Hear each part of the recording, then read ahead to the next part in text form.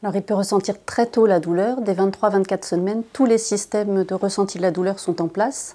Par contre, on sait que les nouveau-nés qui naissent très prématurés ont des systèmes immatures de régulation de la douleur.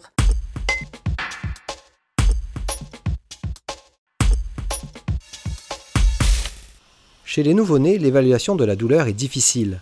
Ne pouvant s'exprimer, c'est par une observation fine des mouvements corporels, du visage et des cris qu'il est possible de savoir ce qu'ils ressentent. Chez les enfants nés très prématurément, la douleur peut être amplifiée si elle n'est pas bien évaluée et prise en charge dès les premières semaines. À chaque geste douloureux, la douleur va être exacerbée, retenue, et donc le seuil de douleur va s'abaisser. Ceci peut entraîner un stress chronique, et ce stress chronique peut entraîner des troubles au long cours.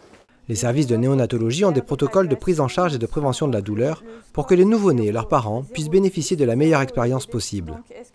On peut prendre surtout en charge la prévention de tous ces gestes douloureux, déjà en regroupant les soins, en réfléchissant à chaque soin que l'on fait, est-ce utile, pas utile. Et après, il y a toutes les mesures de cocooning et de réconfort qui vont permettre de prévenir et d'apaiser l'enfant, en plus des mesures antalgiques nécessaires parfois sur certains gestes. Les mesures de cocooning, donc c'est bien sûr les soins à 4 mains, avec notamment les mains des parents, et plus celles du soignant.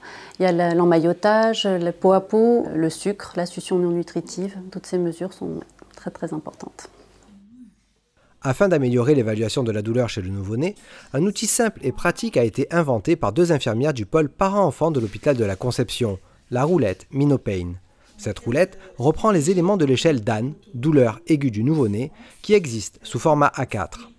Nous avons créé une roulette Mino-Pain qui se compose de 3 disques et qui reprend les 3 critères du format A4 que vous voyez là, c'est-à-dire le visage, les membres et le cri. Et on tourne en fonction de ce qu'on observe, on quantifie et on note sur le dossier. Sous format A4, c'était très difficile d'utilisation. On ne pouvait pas l'avoir partout avec nous. Sous forme de roulette, ça nous permet de l'avoir constamment avec nous. On peut aussi faire participer les parents parce que c'est sous forme très ludique.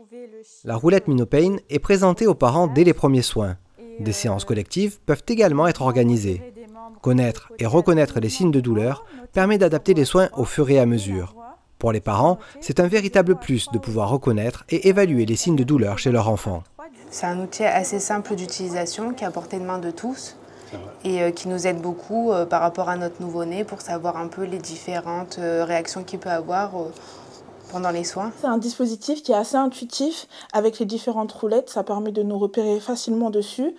Il a été assez pratique au niveau de l'hospitalisation, il m'a été présenté par une des infirmières en réanimation. Et il est très facile d'utilisation. Ça nous aide parce que du coup on peut adapter le soin par rapport justement au score qu'on obtient et on est acteur aussi du soin, on n'est pas juste à regarder ce qui se passe, on a vraiment l'impression de participer. Quand on arrive dans ce milieu-là qui est la réanimation, on ne connaît rien en fait, on arrive dans un milieu qui est inconnu. Notre enfant, à force de passer du temps avec lui et avec les infirmières également, on arrive à voir quand il va bien ou pas bien, mais c'est vrai qu'on a du mal à mettre les mots dessus. Donc avoir cette roulette-là qui est imagée et en plus où il y a des choses qui sont écrites dessus, où en fait les expressions sont expliquées, ça permet de mieux comprendre ce qu'a notre enfant et ensuite de nous sentir nous plus impliqués et moins impuissants face à la douleur de notre enfant dans les soins qu'on peut lui faire au quotidien. C'est comme si on parlait directement avec notre bébé, quoi. En fait, comme quoi il nous exprime ses douleurs, ce qu'il ressent.